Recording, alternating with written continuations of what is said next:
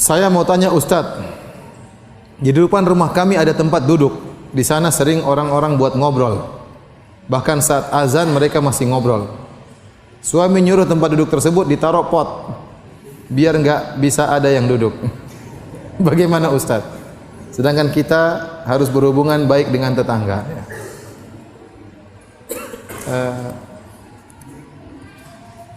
Saya rasa repot juga ya. Ini kejam kali taruh pot di sini. Kita harus menimbang maslahat dan apa? Mudarat. Ide yang bagus, tapi khawatirnya mudaratnya lebih apa? Besar. Tidak ada salahnya suaminya pas adzan panggil mereka. Kenapa harus istrinya yang taruh pot? Dia sendiri yang taruh pot. Kenapa suruh istrinya? Mau saya lewat aja tegur, ayo mas sudah azan, ayo sholat. Kenapa malu untuk beramar ma'ruf? Ya. Beramar ma'ruf baik ya, pahalanya besar. Oleh karenanya tidak ada masalahnya suaminya pas di kumandangkan azan lewat. Apa namanya? Ayo mas kita ke masjid mas ya. Bagaimana diajak saja, siapa tahu hati mereka tergerak untuk ke masjid. Dicoba dulu, diajak. Kalau ternyata mereka cuek dan selanjutnya ya mungkin dipikirkan untuk taruh pot di situ mungkin. Tapi jangan dulu langsung taruh pot ya. Coba diajak dulu ya. Atau diajak misalnya menjelang maghrib, diajak ke rumah ngopi-ngopi, makan-makan begitu maghrib. Ayo kita ke masjid bareng-bareng. Mereka kan nggak enak. Ya.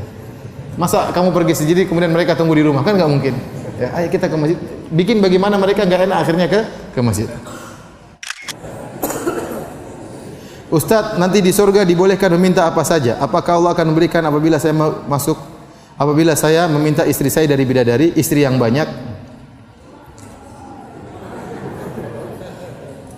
Pertama minta supaya istrimu jadi bidadari. Sebelum minta dari kalangan bidadari. Kita minta apa saja dikabulkan, ya di surga minta apa saja dikabulkan. Sudah pokoknya masuk dulu ke surga, nanti urusan belakangan.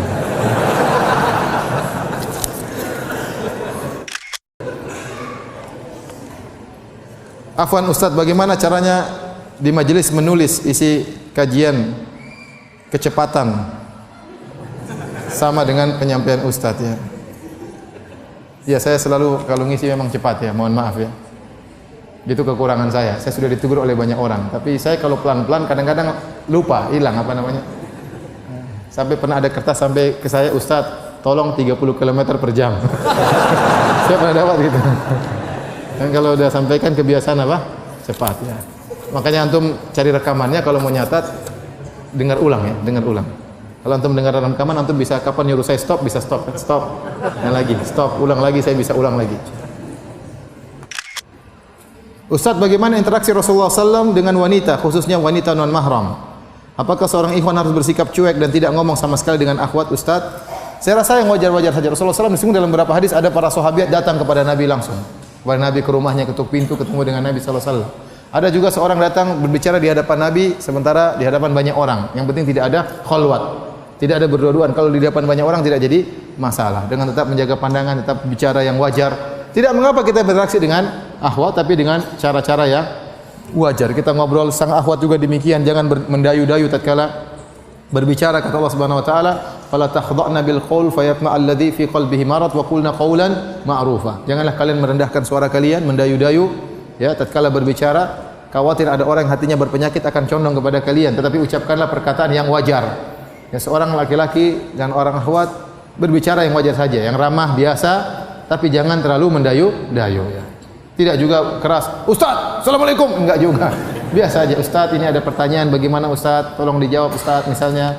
Enggak usah yang mendayu-dayu. Jadi masalah terkadang tatkala pertanyaannya, Ustaz, ini gimana Ustaz? Gimana? Ustaz juga laki-laki ya.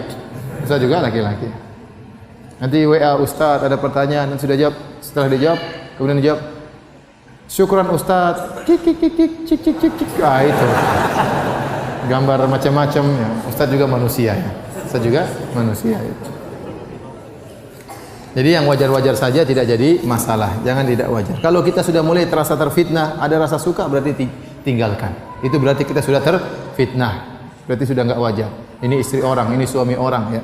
Kita punya suami, kita punya istri, maka hati-hati.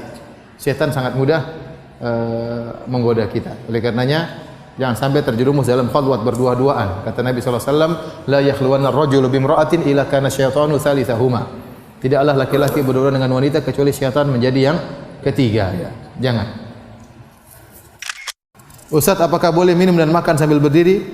Ada khilaf di kalangan para ulama, namun yang benar pendapat jumhur ulama sebagaimana datang dalam hadis-hadis bahwasanya boleh makan dan minum berdiri, tetapi sunahnya adalah makan dan minum sambil duduk. Ya. Ali bin Abi Thalib pernah minum berdiri, kemudian mengatakan, innan nas yakrahu ba'dhum, sungguhnya orang-orang mereka tidak suka kalau minum sambil berdiri. Sungguhnya saya pernah melihat Nabi minum berdiri sebagaimana kalian melihat saya minum dalam kondisi apa? Berdiri. Oleh karenanya kata Ibnu Hajar yang benar boleh makan dan minum berdiri, tetapi sunnahnya adalah dalam kondisi apa? Duduk.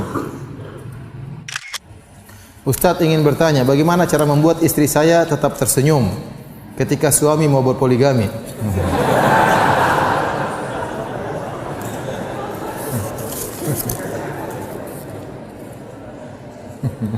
Ada teman saya datang, Ustaz, saya sudah diizinkan poligami. Masa iya? Ya benar. Di mana? Dia bilang, sana poligami. Jadi giginya nggak dibuka. Tapi kemarin subhanallah saya dapat pertanyaan aneh. Ada orang datang, saya setelah pengajian, saya dikejar oleh seorang pemuda di Bekasi. Ustaz, saya ada pertanyaan. Ya, sambil jalan, saya buru-buru. Ustaz, istri saya suruh saya poligami. Oh, masa? Iya, istri saya suruh saya poligami. Masya Allah. Menakjubkan, istrinya suruh saya poligami. Terus kenapa? Saya nggak punya uang, Ustaz. Ya sudah, jangan. Ternyata dia nggak punya uang untuk poligami. Tapi istri saya suruh. Ya ente nggak mampu, ente bunuh diri poligami nggak mampu. Nggak usah ya, Ustaz. Ya nggak usah. Nanti kalau punya uang baru. Masya Allah. Nggak tahu istrinya suruh itu karena jengkel apa karena sayang.